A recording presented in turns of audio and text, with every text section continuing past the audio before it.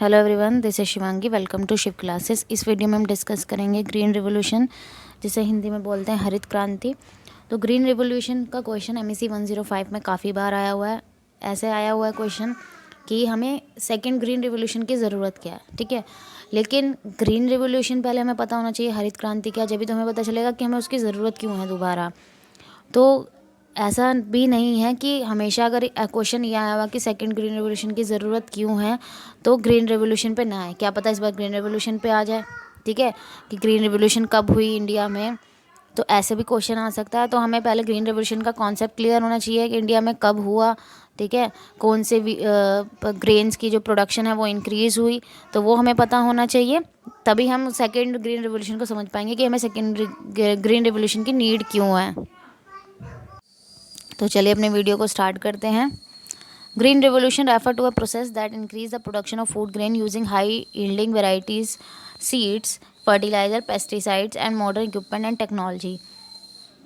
तो green revolution का मतलब क्या है, हरित क्रांति का मतलब क्या है कि वो प्रक्रिया जिसके थ्रू किसका प्रोडक्शन बढ़ाया जाता है, फूड ग्रेन्स का, अनाज का प्रोडक्शन बढ़ाया जाता है, उत्पादन बढ़ाया जाता है। किसके थ्रू होता है, अनाज का प्रोडक्शन कैसे बढ़ता है कि जो हाई यील्डिंग वैरायटी सीड्स हैं, ठीक है, जो ज़्यादा पैदावार करने वाले जो क्या हैं सीड्स हैं, उनका इस्तेमाल किया जाता है। फर्टिलाइज़र्स का इस्तेमाल किया जा रहा है, पेस्टिसाइड्स का इस्तेमाल किया जा रहा है, नए नए इक्विपमेंट यूज़ किए जा रहे हैं। जैसे पहले हल का इस्तेमाल किया जाता था, अब ट्रैक्टर आ गए हैं, उनके थ्रू खेतों में काम किया जाता है, ठीक है, नई नई टेक्निक का यूज़ करना। तो ये सब क्या है, ये किसके अंदर आता है, ग्रीन रेवोल्यूशन के अंदर आता है, ठीक है। द टर्म ग्रीन रेवोल्यूशन, अब ये जो ग्रीन रेवोल्यूशन टर्म दी थी, ठीक है, इस प्रोसेस को कि भाई प्रोडक्शन बढ़ रहा है ये चीज़ें इस्तेमाल करके, तो ये नाम किसने दिया था, विलियम गॉड ने और नॉर्मन बोरलॉग ने, ठीक है। इनको फादर ऑफ ग्रीन रेवोल्यूशन भी कहा जाता है। ग्रीन रेवोल्यूशन इन इंडिया, अब हम इंडिया की बात करेंगे क्योंकि हम इंडिया में रहते हैं। Green revolution in India refer to a period when agriculture production was increased tremendously using high yielding varieties and modern tools and techniques such as tractor, pesticide, fertilizer, irrigation facility etc. तो India में green revolution का मतलब क्या है कि वो period जब agriculture production क्या हुआ था, इंक्रीज़ हुआ था एकदम से। किसकी वजह से हुआ था, जब हाई, अभी हमने आगे पढ़ा ग्रीन रेवोल्यूशन का मतलब क्या है कि हाई यील्ड वैरायटी सीड का यूज़ करना, नए नए टूल्स का इस्तेमाल करना, नई नई टेक्निक का इस्तेमाल करना। जैसे मैं एग्जांपल दिया, टेक्निक और टूल्स में क्या क्या आ गए, ट्रैक्टर आ गए, पेस्टिसाइड्स, फर्टिलाइज़र, इरिगेशन की फैसिलिटी। पहले क्या था कि भाई रेन पे ही डिपेंड थी, क्योंकि हम लोग क्या थे, गुलाम थे अंग्रेज़ों के, तो हमारे पास इतने साधन नहीं थे, ठीक है। ये हम सब ने पढ़ा हुआ है कि उस टाइम पे जो जब हम आज़ाद हुए थे तो हमारे जो देश था वो काफ़ी पिछड़ा हुआ था, तो कोई भी फैसिलिटी नहीं थी, ठीक है। तो इरिगेशन फैसिलिटीज़ बढ़ी, ठीक है, क्योंकि खेती के लिए पानी बहुत ज़रूरी है। After independence, India had to rebuild its economy, and around 70% of the population was dependent on agriculture to make their living. जब हमारा देश आज़ाद हुआ था, ठीक है, हमें अपनी इकॉनमी को दोबारा से बनाना था, क्योंकि हमारी जो इकॉनमी थी वो बहुत ही ज़्यादा बैकवर्ड हो चुकी थी। हमारे देश की जो पॉपुलेशन का लगभग 70% जो पार्ट था, ठीक है, 70% जो पॉपुलेशन थी वो अपनी जीविका के लिए किस पर डिपेंड थी, खेती पर डिपेंड थी। The production of food grain was not sufficient as compare to rising population. और जो खेती से फूड ग्रेन का प्रोडक्शन हो रहा था, जो अनाज की पैदावार हो रही थी, वो इतनी ज़्यादा सफिशिएंट नहीं थी कि जो हमारी पॉपुलेशन बढ़ती जा रही है उसको वो उसके लिए सफिशिएंट हो, ठीक है। मतलब फूड ग्रेन का प्रोडक्शन कम था और पॉपुलेशन बढ़ रही थी ज़्यादा।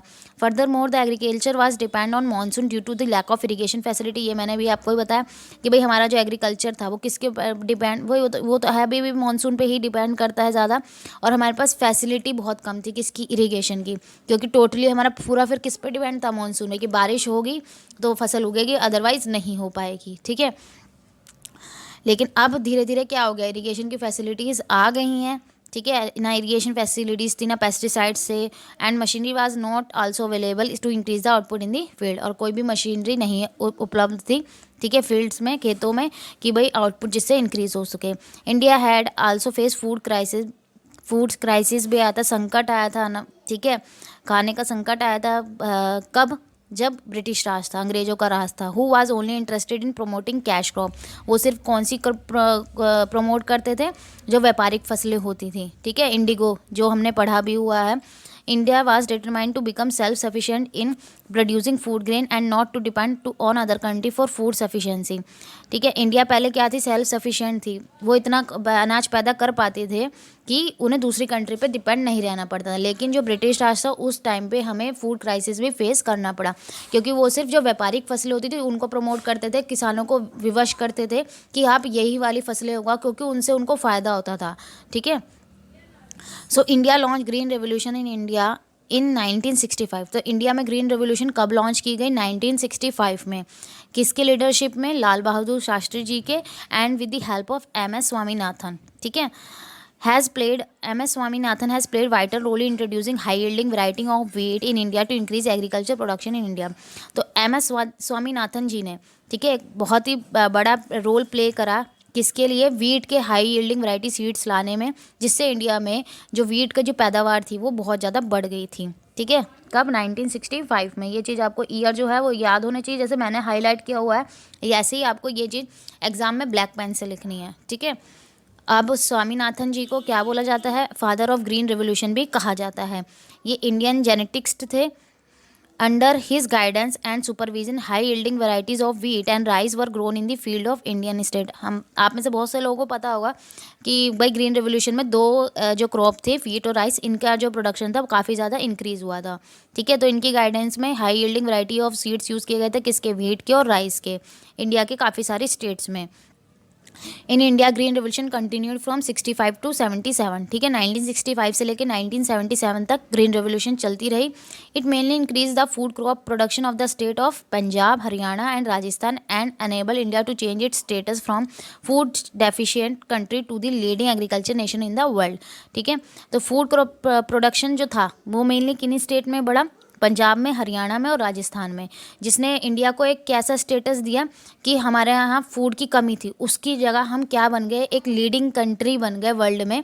ठीक है, किसके लिए, एग्रीकल्चर की, हमारे पास बहुत ही ज़्यादा क्या है, एग्रीकल्चर में हम आगे निकले। ठीक है, लीड करें हम वर्ल्ड को। अंटिल 1967, ठीक है, मतलब before the green revolution the government of India was only focusing on increasing the farmer land to increase food production. ठीक है, जब तक ग्रीन रिवोल्यूशन के बारे में बात नहीं थी, उसके पहले गवर्नमेंट क्या सोचती थी कि सिर्फ फार्मर्स को लैंड बढ़ा के देती थी कि भाई जितनी बड़ी लैंड होगी उतना ज़्यादा प्रोडक्शन होगा। कभी ये चीज़ पे ध्यान नहीं दिया कि भाई उनको इरिगेशन की फैसिलिटीज़ दो या अच्छी वैरायटी के सीड यूज़ कराया जाए।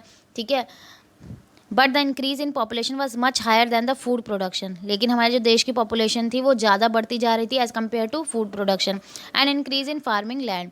Consequently the solution of this situation came in the form of green revolution. तो इसका जो सोल्यूशन आया हमारे पास कि भाई पॉपुलेशन बढ़ती जा रही है और अनाज उतना नहीं है हमारे पास, तो इसका जो सोल्यूशन निकला वो हमारे पास क्या आया, ग्रीन रेवोल्यूशन आया, हरित क्रांति आया।